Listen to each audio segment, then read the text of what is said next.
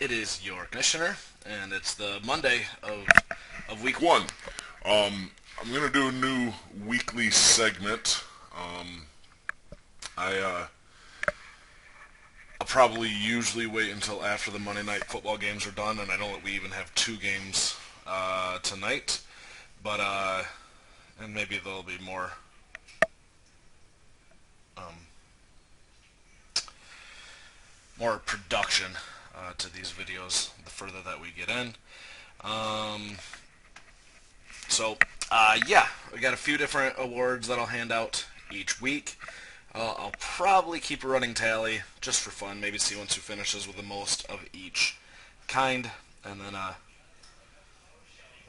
yeah, hopefully you guys enjoy this segment, and if you have nominations for these particular segments as we go through the season, I'm always open to those. Our first segment, our first awards to be handed out are the Duds. And Duds, I'm a sucker for acronyms. Duds stands for that darn underperforming dreadful squad. And this isn't a team, but this is a group of players that vastly underperformed in a given week. Some of them got zero burgers. In fact, there's even a guy in here that got exactly what his projections were, yet he still made the Duds for week one. It's not necessarily the lowest scoring people in any given week, but it's just anyone that's super, super disappointed. This week, we have 5 members. I don't know if it's always going to be 5. 5's a nice, easy number to deal with. But we did have 3 starters this week that put up a 0 burger, and all 3 of those made the Duds team. 2 of the 3 were projected double-digit points. The first of which is the number 2 overall pick, Laquan Treadwell. I'm not going to say that I regret this pick yet because, you know, I think it was just Sean Hill that played. I don't think that Sam Bradford played at all yesterday. But he was not on the same page. Either way, it's a new quarterback in the system. I think he will right the ship. I'm not gonna sell low on Laquan Treadwell. One that was a little bit more alarming is Gary Barnidge. Maybe Rob knew something when he traded Moy. I think Rob just really, really likes Derrick Henry. But Barnidge with the 0 burger for San Francisco versus a projection of 11.71. The other guy that got 0 points that was in the starting lineup was projected 0 points. Doug, looks like you will probably sneak by this week, so it didn't really hurt you. But how do you go into a week without a starting kicker?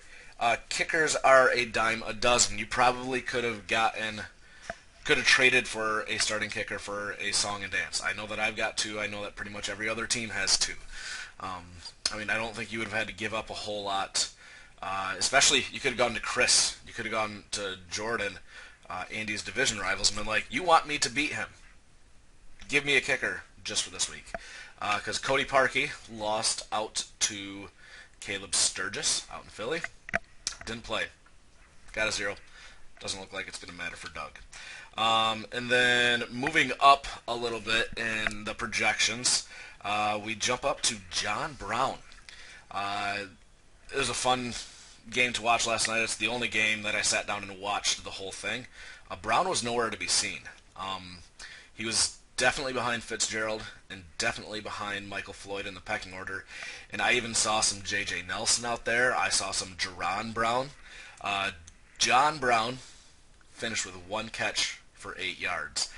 Is that a sign of things to come? I don't know. But Andy can't be particularly happy about that. And then the last one, the biggest dud of the week. He owns the largest contract in D12 history.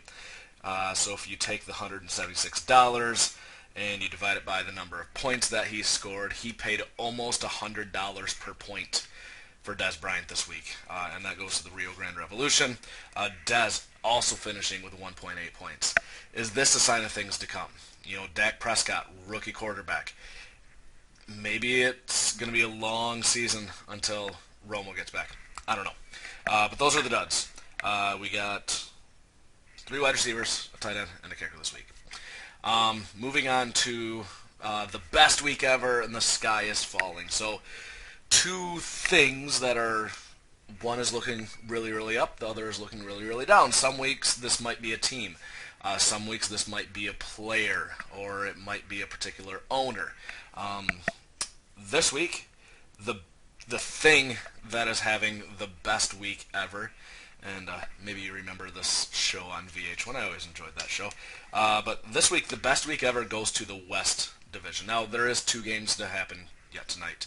But as it currently sits, and then if we add in the projected points for the last 2 games, the West has 3 of the top 4 scores of the week. Both Mike and Justin look like they're going to finish 1-2 in some order. That is yet to be determined. And Ferguson put up quite a few points in what looks to be a loss. So 3 of the top 4 scores. Who would have thunk it? You know, a couple weeks ago, prior to the auction, where Justin increased his team's chances more than anyone else. Yeah, the West Division, best week ever. Is that California? Yeah, it's San Francisco, LA, and Oakland. So California had the best week ever. The sky is falling. There was a few different options that I could have gone with this. I could have given it to myself, finishing dead last, but I don't care about this year. I could have given it to the South Division as a whole, because we had to hear all offseason about how unfair it was that the 3 best teams are all in the same division, and they all laid a freaking goose egg. It doesn't look like any of them are going to hit 130. I know that it's only 1 week, and 1 week does not a trend make. But I'm not giving the sky is falling to everyone in the South, but rather I'm giving it to one particular team, and that is the Rio Grande Revolution. Number 1 team on the power rankings. Looked like the best team coming into the season. Laid a dud. Lost Keenan Allen for the season. We've already talked about Des Bryant and his struggles yesterday. Now, he might pull out the victory tonight. Tavon Austin is somehow projected almost 15 points when more than half the time last year he scored fewer than 10 points. I don't know. But if Tavon doesn't pull through, Carolina is looking at a 1-game lead over both of their division rivals, one of those being the Rio Grande Revolution. Row your boat.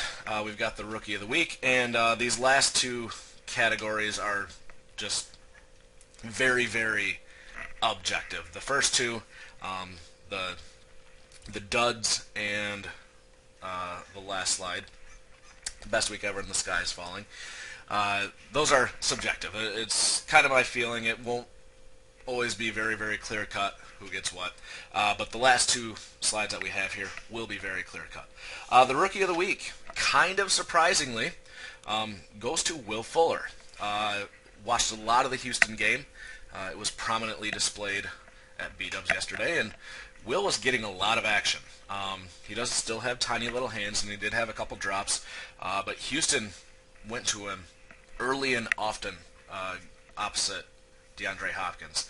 Fuller's going to continue to get a lot of single coverage throughout the year, and through 1 week, he's making the most of it. So a touchdown, I think like 7 receptions and 91 yards. I probably could have written those stats down, but he is our Rookie of the Week. And then finally the A-Team, and in the future I will have music to back this up. I forgot to load it before I started the video. But the A-Team, very simple. It's going to be the best quarterback, best wide receiver, best running back, best tight end, and best kicker of the week. And again, these are all subject to change. There is at least a couple decent plays going tonight. Roethlisberger, Antonio Brown, Todd Gurley is still to go tonight. San Francisco, they might not combine for 20 fantasy points. And then, who else? Oh, and Washington. I don't really like like that. I don't like that tonight.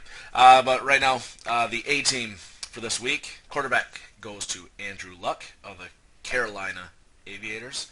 Wide receiver, A.J. Green of the Cincinnati Bengals. No Tyler Eifert there. Boyd didn't really play all that well, so A.J. could be in the line for a huge year, at least until Eifert gets back. Running back, very, very surprisingly, Spencer Ware was the highest scoring running back of the week. For tight end, I am restricting it to players that are actually on a D12 team and players that were started for the week. So this omits, is it Jack Doyle? Doyle Rules, whatever, who had 2 touchdown catches. In it, I should note that Dwayne Allen, my tight end, was actually the third. So Indianapolis had 2 of the top 3 tight ends this week, and not surprisingly, Andrew Luck was the A-team quarterback of the week. And then finally, the kicker. We'll save the worst for last. Kickers are stupid. But the A-team kicker of the week goes to Dan Bailey. So L.A. with the row. The A-team included 5 different owners. Carolina. I put down Cincinnati. Oh, that's Los Angeles as well. Rio with Spencer Ware, so maybe this guy's not completely falling. San Francisco with Julius Thomas, and Oakland with Dan Bailey. Yeah, I'll keep this going throughout the season. See who gets the most A teams. I don't think it's going to be me. See who gets the most rows, and maybe the row does turn into the Rookie of the Year as well. If you have any comments on how to improve this, or any suggestions for a dud, or for best week ever, the sky is falling, let me know in the comments, and I will catch up with you guys soon.